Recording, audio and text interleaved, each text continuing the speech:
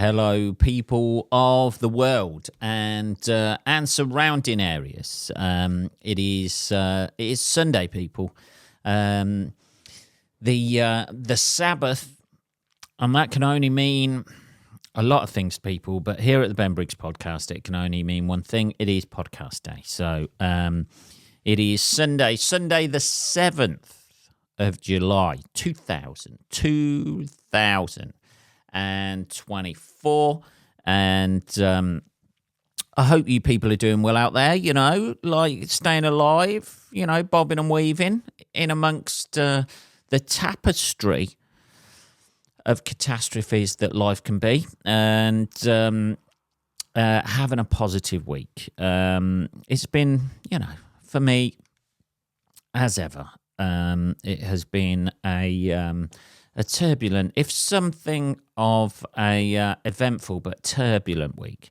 But we are back on it, people. My day today and my weekend has been quite quiet. I haven't gigged this weekend, so I've taken the weekend off. I've got some writing done. I've got some jobs done around my flat / Briggs Towers, and I'm feeling accomplished, people. Sometimes when you actually, it feels like you've actually got shit done this weekend. That's what it feels like to me. I've actually got some shit done. I've got some writing done. I've fucking, yesterday was a bit of a write-off. Saturday, we had the football, didn't we? Exciting, Maybe that's the way to do it. Maybe Gareth Southgate is right. Maybe this is all a strategic plan to play boring, live boring, but get the result. That might be the secret to life that Southgate has come across. The secret of life is to have a boring life and you just stay in it longer. That could be it, couldn't it? Maybe this is the thing. It was quite exciting, the penalty shootout. It was quite surprising, the penalty shootout yesterday. When it went to penalties, I was like, here we fucking go. Every single England supporter around this country just immediately thought, here we fucking go again. Here we go. Going out in the quarters on penalties. That's what we do. But no, we have a new generation of people who have actually practiced penalties and seem to be able to take them. It's amazing. And you can see today the shift from people criticising Southgate. I mean, like, England have played bad. They've not been exciting. Even yesterday, people were trying to grasp at things and say that it's the best game they've ever played. It's the best they've played in this tournament, yeah. But it still wasn't exciting stuff, really, was it?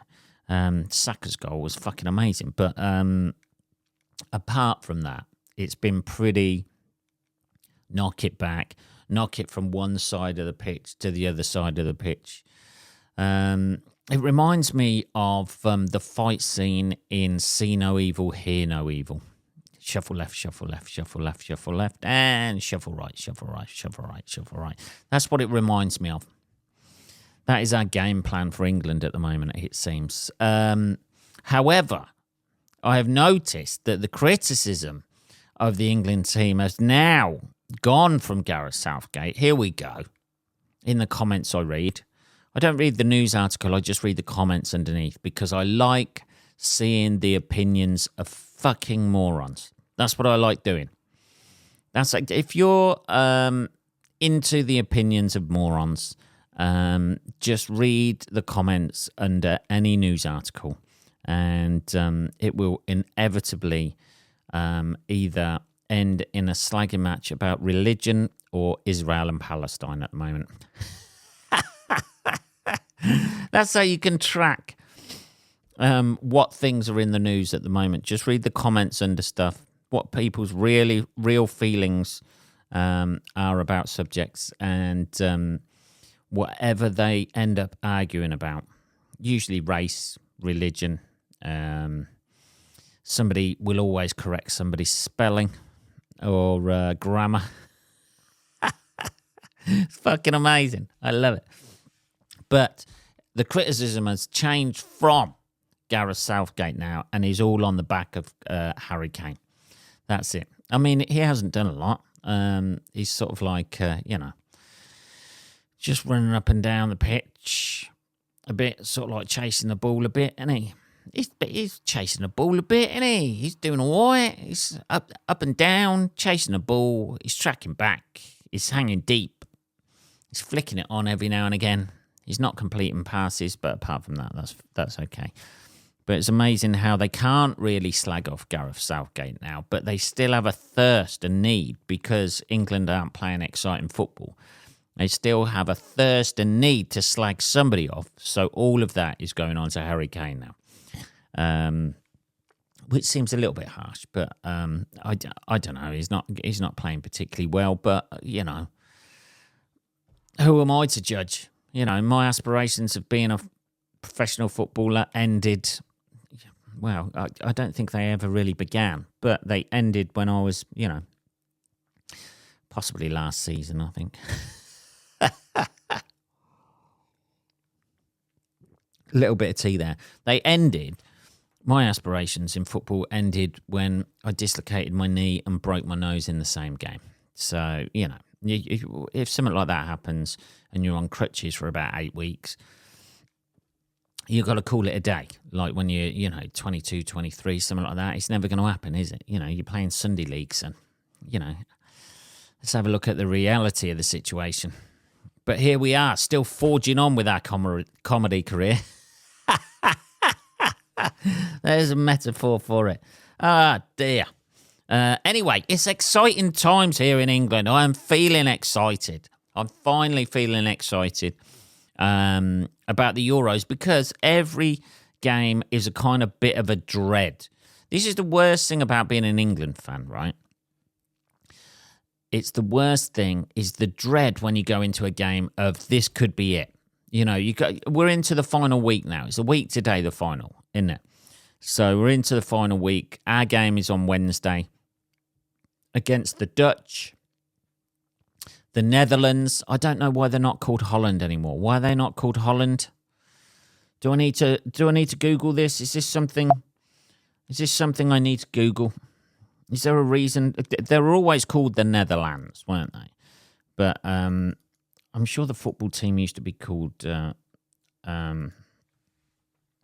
why is Holland called the Netherlands now? The government has started to rebrand the country as the Netherlands to enhance its image in the face of global competition. Oh, it's a rebranding. It's Holland's gone all Snickers marathon. Love it. For decades, the Dutch government used Holland and the Netherlands interchangeably to describe the country known for its iconic canals, tulip fields, and windmills. Is there a lot of competition for canals, tulips, and windmills, and they need to differentiate themselves? Was there Holland changed to the Netherlands? Because tourists primarily visit cities in the region of Holland, largely ignoring the other 10 provinces. The government has decided to work to attract focus on the country as a whole.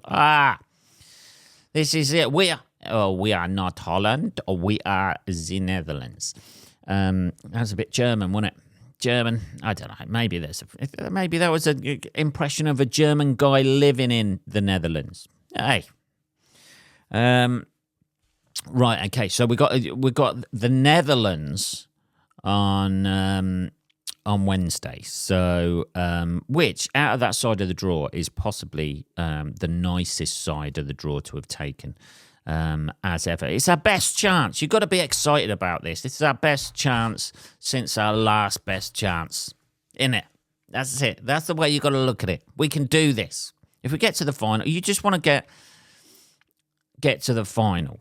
That's it, isn't it? You know, if we play well against the Netherlands, even if we play boring, you just want to get through to the final now, innit? You just want to get the job done, straight to penalties, ram everybody behind the ball, get Kane, leave him up there on his own, just wandering around aimlessly. Harry Kane is the Jay Slater of the of the England team.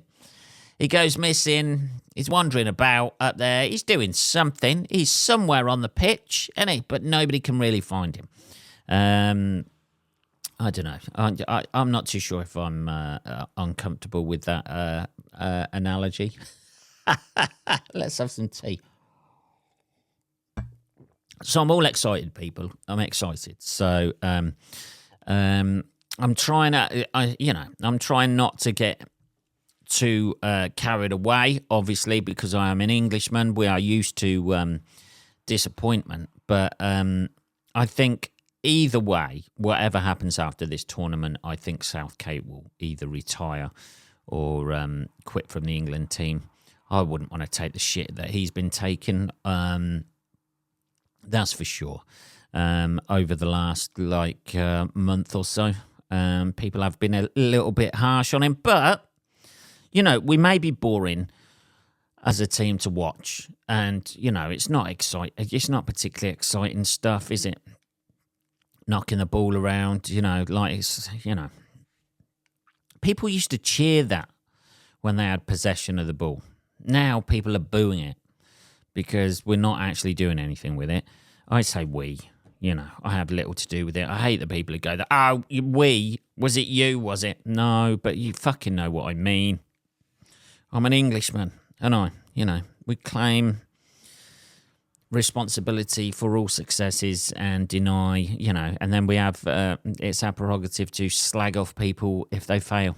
That's welcome to fucking England. That's it.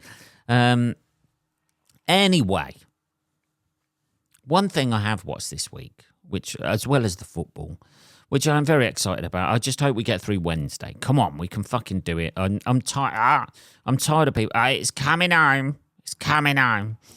I'm tired of that. I'm tired of that fucking bullshit. I just want to watch a decent game of football, and I want England to win. So pretty much just so I can get excited for this time next week, next Sunday.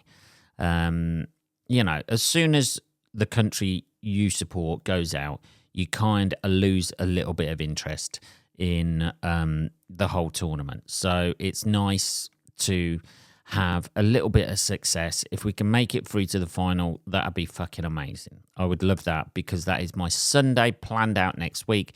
If not, I will have to support, I don't know, the Netherlands maybe. I've got a Dutch 1988 shirt, so it'd have to be those, wouldn't it? That'd be it.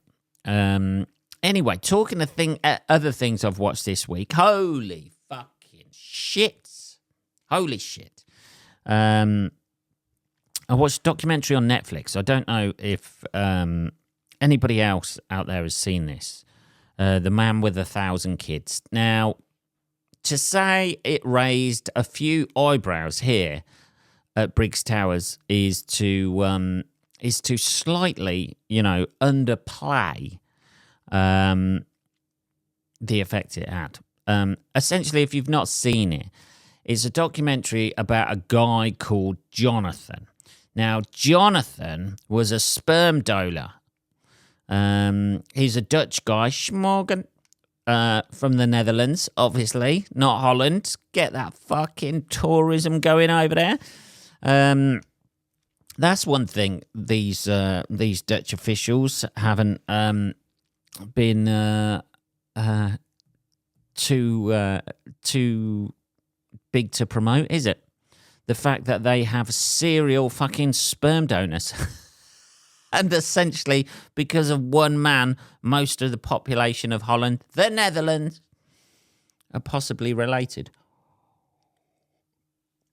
Some more tea there. So this guy, Jonathan, he was a sperm donor but he was a sperm donor extraordinaire. I don't know how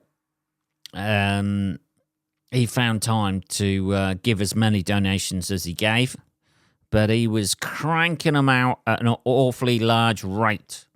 So basically, I think you can only donate 5 to 5 different families. This is to stop interbreeding and shit like that. Now, he went around to various sperm clinics and whacked one off for them on multiple occasions, and then did it in various different countries as well. So not just the Netherlands, Holland, the Netherlands.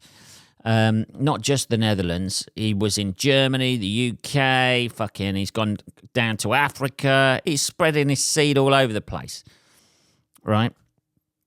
So this came out because people in the same sort of like neighborhood, and it was all over the Netherlands as well. It just wasn't just like one area, had sperm donors, and then they found out that they had the same donor. And then the parents get fucking fucked off about it because they think their special child, that they've selected this guy, by the way, based off of, like, purely based off of genetics, basically.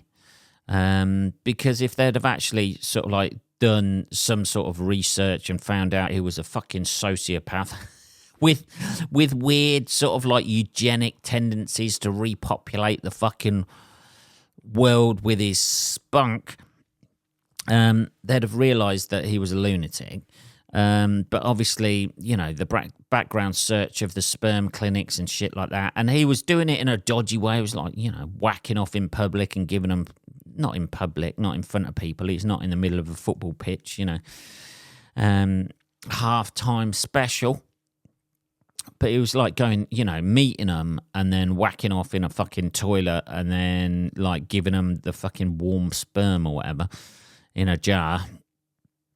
Some women, he did it the old-fashioned way. But basically, it kind of like said, I thought about it, and anything like that where people go for sperm donation and sperm donors, they take a look at the guy and go, he's a good-looking guy, we want good-looking kids. That's what they want, isn't it? Because there was some sort of like weird-looking guy who, you know, nobody wanted to have kids with him. I forget his name, Leon or something in the documentary. Let's have some more tea. So even that is based on looks, isn't it? People just want cute kids, don't they? So they can fucking, you know, say, oh, look how cute my fucking kid is, who I had, you know, genetically made and selected for me. Now, there's obviously various reasons why people, you know, have sperm donation, either like low sperm count, the old swimmers are a bit dodge, or some guy had a vasectomy as well, like, and then set up a new relationship and thought, I wouldn't mind banging out a fucking couple of kids with this broad. So, yeah, various reasons for that. However, this guy had multiple profiles on various sperm donation sites and with various sperm donation clinics. He was doing it all over the world. When it showed the population of where it populated, that guy, man. He was all over the world, man. He was all over the world. And then there's clinics like out in Africa who are looking for European descent. I've got white donors. I should just say white donors, shouldn't I? Because, you know, there can be multiple different races in Europe. But they were specifically looking for white donors because certain people, obviously in Africa, wanted that sort of, you know, spunk. I don't know why. I have no idea. Anyway, I imagine is it more preferential to some people? I don't know. I have no idea why that would be. Surely, you know, if you're in a, you know, I don't know. Anyway, that's by the by. Well, it's not really by the by because there was one guy who was on there saying he wanted to bleach Africa. Like, they set up, apparently there's clinics out in Africa where they're specifically looking for white donors. And it's like this guy was almost like a eugenics sort of thing where he had this weird fucking fixation where he, you know, they're all in contact with each other, these donors. So these places in Africa, put them up in a hotel for a couple of weeks, try and milk them as much as possible within that time, take all that, everything's paid for, and then, you know, they dish it out. But the problem with that is people only want specific people's, seed, for want of a better word. So you get the same people populating fucking the whole of, whatever area they're in. And then those kids go to school together because there's something like a genetic link that makes you more attractive if you're genetically linked to somebody, and you mistake that for love. Then the next minute you've got a 3-headed kid over there who looks, weirdly all like each other. Something like that, anyway. I think that, that's the general gist of things.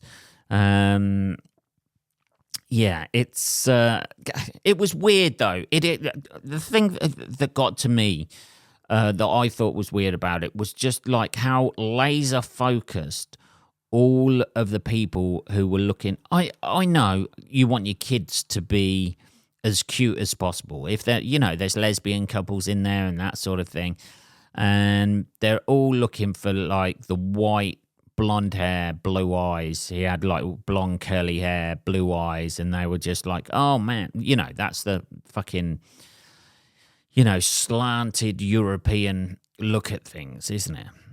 It almost got like fucking Hitler-y vibes to it. It was kind of weird. I was kind of like a bit freaked out by it. And this is coming from a blonde-haired, blue-eyed white man. Well, I was blonde-haired when I was younger. You know what I mean? Now I'm barely haired. Yeah. And I don't give a fuck what colour my hair is as long as it's still there. I couldn't give a fuck. For the next 3 years, if it hangs around, that's a fucking bonus. When I hit 50, if I'm bald, I couldn't give a shit because I'm officially, retired from giving a fuck about how I look. Bit more tea there, he says, having just moisturised. They're on to me. Jesus. Anyway. Yeah, there was kind of like a weird, like Hitler-y, fucking master racy vibe to it. Particularly the guy who said, like, in messages and shit like that, he was going to bleach, fucking Africa or whatever. It was kind of weird. The way they caught him, though, was pretty good. Here's what you don't do, right? What you don't do is he was given a banning order saying that he couldn't whack off and sell it anymore, for want of a better phrase. And then the women thought he was still doing it. Do not piss off mothers, would be my advice. And then, like some sort of Columbo super sleuth, she pretended to be a woman looking for a child. She got him to give, say that he was going to give her a sperm and stuff like that. And now if he has any more kids, it's going to cost him 100,000 euros per donation as a fine, which, it was just the weird, fucked up stuff they were doing, though. There was the ugly guy, Leon, and John, and then, it's almost like they were playing God in the whole thing. Like they were mixing up I know, the sound of that sounds horrendous, and then giving a sperm pot to a couple, and then it was like Russian roulette to see who would become the father. They were like really, like it got pretty fucking extreme, people. I don't know. It must be a weird thing. I mean, if you really, really want a child, and you're okay with it being 50% somebody else's kid, but I don't think I would be. I don't think I could under those circumstances. I don't think I could. It's bad enough. Here's the thing. It's bad enough dating somebody who already has kids. I've done that. And it's fucking weird because it's never going to be like your kid or whatever. And as much as you pretend about it and as much as you say about it, you're never going to have that sort of like unconditional sort of like love for it. And I know people go, oh yeah, I love my stepkids and stuff like that, but I don't buy that for a fucking minute. You can get on with them and like them and stuff like that, but maybe this is just me. Maybe it's just me. Maybe I just don't have that empathy or that sort of like thing inside me where I'd be able to, I still feel of it a bit of a cuckoo syndrome, maybe. But yeah, I understand if like people want kids and that, and especially somebody who's had a vasectomy and then tries to get reconnected up. Never have a vasectomy. That would be my advice. That's the one thing I took out of this whole documentary. Was that it, Ben? Just one. That's the only one thing you took out of the whole documentary. Don't have a vasectomy. Yes, that's it. Because you never know what's going to happen in a relationship, and whether you meet somebody else and she's younger and she wants some of the swimmers inside her. That's it. Also, don't become a sperm donor and try to repopulate the world. It was fucking weird. It's a hell of a genetic legacy to leave, and all of the mothers and that have now organised, like meeting up and things like that. Obviously, the father's not the genetic father. That Jonathan guy, he is not invited to it, but. It just fucking blew my mind how many kids he had, how many families he fucked over by doing that, but also how that was led purely and simply on trying to get the best looking genetics for their kid. Hopefully I'll never be in a situation to want to be able to do that. It seemed very emasculating for the guys involved, I must admit. But it's a fucking fascinating documentary, that's it. And the other thing this week, here's what they seem to be doing now. They'll get an old film that was good, and then they do a remake of it like 30 years later, or an extra one on the end. They'll just re-release it for the nostalgia factor. They cram it full of nostalgia and nods and callbacks to what happened before, and try and trick us into thinking that it's a fucking new, exciting film. Yes, people, I watched Beverly Hills Cop. That's what I'm trying to say. I watched Beverly Hills Cop, Axel F, and it was a fucking shitfest. I'm not going to lie. I said to somebody else, like, it was okay because they seemed to quite like it. But no. Can we just stop doing that now, please? Can we stop getting a brand? Beverly Hills Cop 1, yes, great film. Beverly Hills Cop 2, yes, great film. Beverly Hills Cop 3, no, terrible film. End it there. Done. 40 years later, hey, we're going to do another Beverly Hills Cop. What are you going to do? Is it going to be a fantastic story like 1 and 2, or is it going to be abysmal like 3? No, what it's going to be, we're going to do nodbacks and little winks in there, which is going to be about 50% of the film. We're going to... Oh, fucking cunt. My fucking... Jesus, fucking... Give me 2 seconds.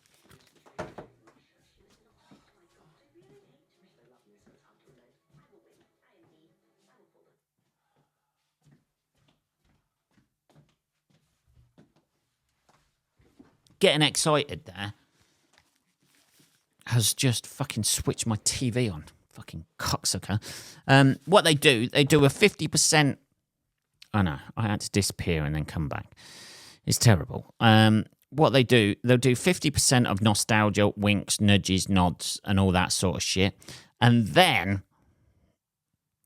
they'll do a weak-ass story, usually with a child involved, like who's now grown up.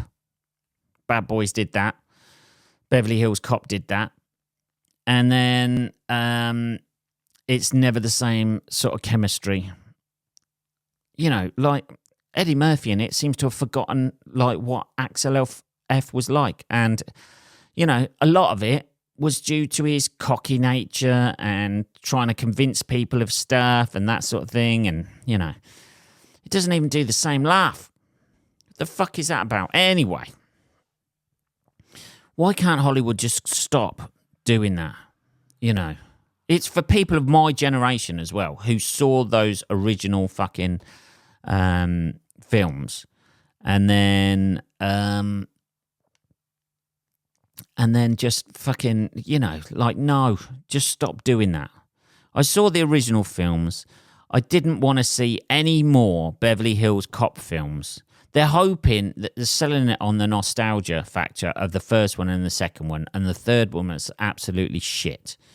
Like, you end it there, don't you? It's like all the fucking Terminator films that come out or whatever, isn't it? The first two, fucking great. Everything else has been shit. Just leave it at that. You've tried every conceivable way of making money off a Terminator film, and you're just hammering the storyline all the way through.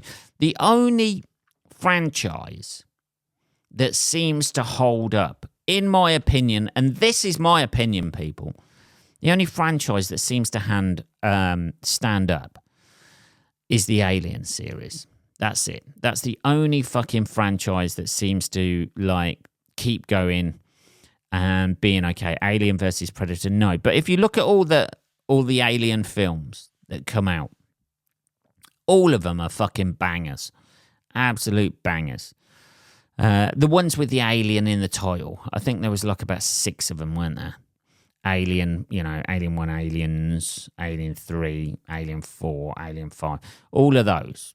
All Prometheus and all those sort of things. Get fucked.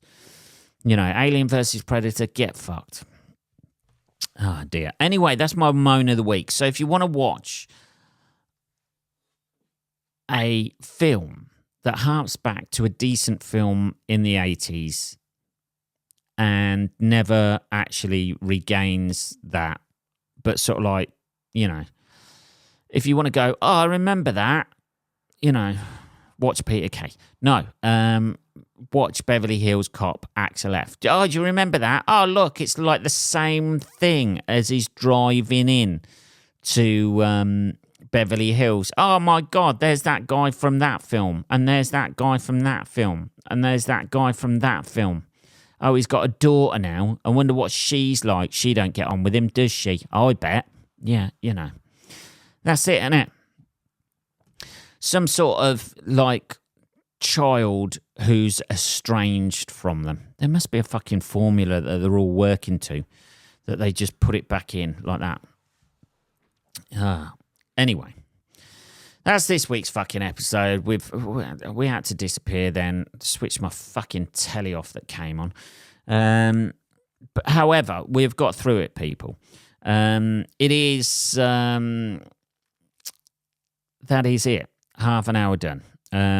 I shall speak to you next Sunday after the England game. Come on, England! I won't say it's coming home. I hate that to pieces, but I hate that to pieces. That seems a bit of a lame thing to say, doesn't it? I hate that. But come on, we can do this. We will know next Sunday. I'll get it done Sunday morning. So when we do make it to the final, I can watch the final in peace. Thank fuck for that. Anyway, have a great working week, motherfuckers. I shall speak to you next Sunday. Take care.